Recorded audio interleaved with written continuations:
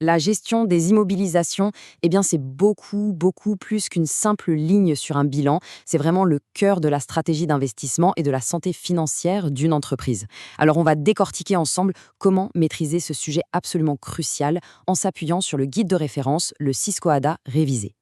Tiens, une question pour commencer. Quel est le point commun entre une licence de logiciel et une énorme machine d'usine? À première vue, on pourrait se dire pas grand-chose. L'un est totalement immatériel, l'autre pèse des tonnes. Et pourtant, pour une entreprise, ils partagent une nature fondamentale. Ce sont des moteurs de valeur sur le long terme. Ce sont des immobilisations. Comprendre ça, c'est vraiment la première étape pour penser comme un stratège financier. Et attention, ne pas maîtriser ce sujet, ce n'est pas juste une petite erreur de calcul.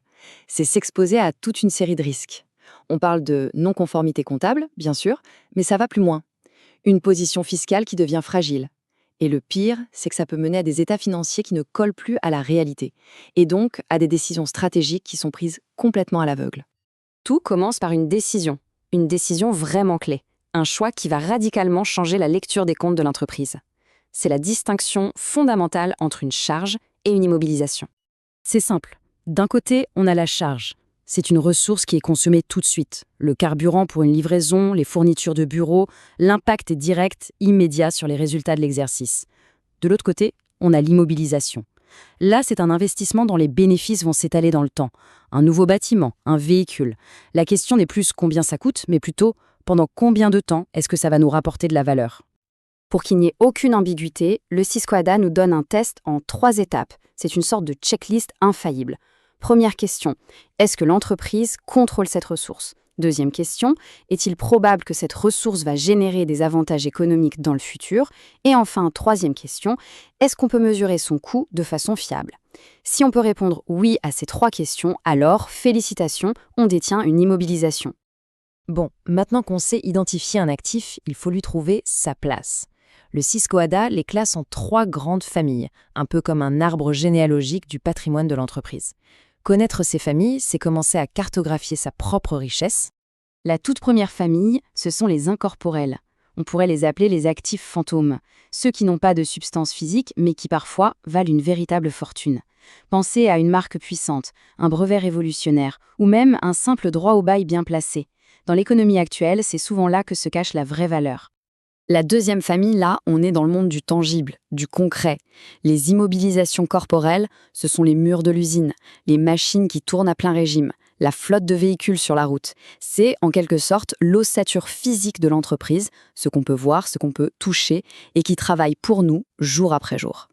Et enfin, la troisième famille, les immobilisations financières. Ici, l'entreprise ne produit pas directement avec ses actifs, mais elle investit pour l'avenir. C'est de l'argent placé à long terme, des participations dans des filiales stratégiques, des prêts accordés pour solidifier un partenariat ou des garanties qui sécurisent des contrats importants. C'est le patrimoine qui travaille, mais en silence. Identifier et classer un actif, ce n'est que le début de son histoire. C'est après que commence son véritable voyage financier au sein de l'entreprise. Et ce voyage, il a un nom, l'amortissement. L'amortissement, en fait, c'est assez simple. C'est reconnaître une réalité économique. Un actif, ça s'use. Que ce soit à cause de l'utilisation, du temps qui passe ou parce qu'il devient obsolète, sa valeur diminue. L'amortissement, ça permet juste d'étaler le coût de cet actif sur toute la période où il nous est utile. C'est une manière juste de faire correspondre la dépense avec les bénéfices qu'elle génère année après année. Il y a quelques règles d'or qui guident ce processus. D'abord, on n'amortit que ce qui perd de la valeur avec le temps. Un terrain, par exemple, ça ne s'use pas, donc pas d'amortissement.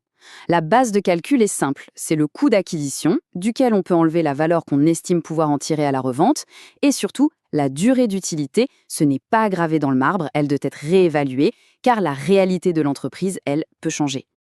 Bon, assez de théorie, voyons un peu comment ça se passe en pratique. On va prendre un exemple concret, de l'achat de l'actif jusqu'à son impact dans les comptes. Alors imaginons une entreprise investie dans un nouveau véhicule de service. Le coût d'achat, 12 millions de francs CFA. Et on estime que sa durée de vie au sein de l'entreprise sera de 5 ans. Voilà, les bases sont posées. Le calcul est vite fait. Chaque année, pendant 5 ans, l'entreprise va donc enregistrer une charge de 2,4 millions de francs CFA. Attention, ce n'est pas une sortie d'argent, hein. L'argent a déjà été dépensé à l'achat. C'est la reconnaissance comptable du coût de l'utilisation du véhicule pour l'année qui vient de s'écouler. C'est la traduction chiffrée de l'usure, tout simplement. Et voici comment cette histoire se raconte en langage comptable. Au moment de l'achat, hop, on inscrit le véhicule à l'actif du bilan. Puis, à la fin de chaque exercice, on passe une écriture qui fait deux choses à la fois. Elle enregistre une charge dans le compte de résultat, ce qui va diminuer le bénéfice imposable, et elle diminue petit à petit la valeur du véhicule au bilan.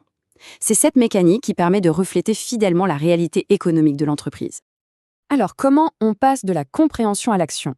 Résumons un peu les meilleures pratiques pour une gestion des immobilisations qui soit non seulement conforme, mais aussi vraiment performante. D'un côté, il y a les pièges classiques, comptabiliser une simple dépense comme une immobilisation ou à l'inverse, oublier de sortir un actif vendu du bilan. Des erreurs qui peuvent coûter très cher. Et de l'autre côté, la voie du succès. Bien documenter chaque décision, maintenir un inventaire précis et vivant de ses actifs et surtout oser remettre en question les durées de vie estimées. C'est un travail de rigueur, c'est certain, mais c'est ça qui fait toute la différence. Finalement, la gestion des immobilisations, ça va bien au-delà de la simple technique comptable. C'est la matérialisation de la stratégie de l'entreprise. Chaque actif raconte une partie de son histoire, de ses ambitions. La vraie question, ce n'est donc pas comment j'enregistre cet actif, mais plutôt quelle valeur cet actif va-t-il créer pour nous demain. Maîtriser ses actifs, c'est véritablement maîtriser son avenir.